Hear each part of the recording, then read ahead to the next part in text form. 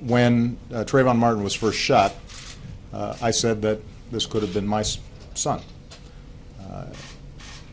Another way of saying that is Trayvon Martin could have been me 35 years ago. And when you think about why, in the African American community at least,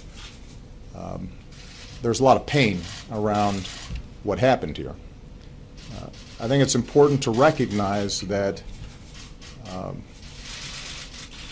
the African American community is looking at this issue through a set of experiences and a history that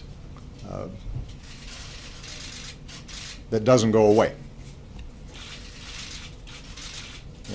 There are very few African American men in this country who haven't had the experience of being followed when they were shopping in a department store. That includes me. There are very few African American men who haven't had the experience of walking across the street and hearing the locks click on the doors of cars. That happens to me, at least before I was a senator. There are very few African Americans who haven't had the experience of getting on an elevator and a woman clutching her purse nervously and holding her breath until she had a chance to get off. That happens often.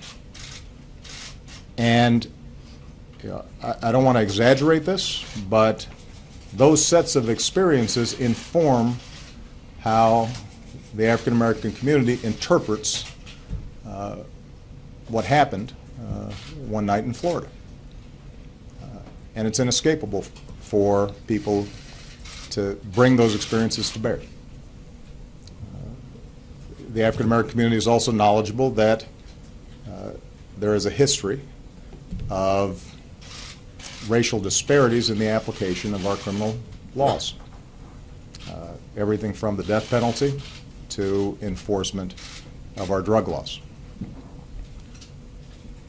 And that ends up having an impact in terms of how people interpret the case. Now, this isn't to say that the African American community is naive about the fact that African American young men are disproportionately involved in the criminal justice system, that they're disproportionately both victims and perpetrators of violence. It's not to make excuses for that fact, although black folks do interpret the reasons for that in a historical context. They understand that some of the violence that takes place in poor black neighborhoods around the country is born out of a very violent past in this country, and that the poverty and dysfunction that we see in those communities can be traced to a very difficult history. And so the fact that sometimes that's unacknowledged adds to the frustration.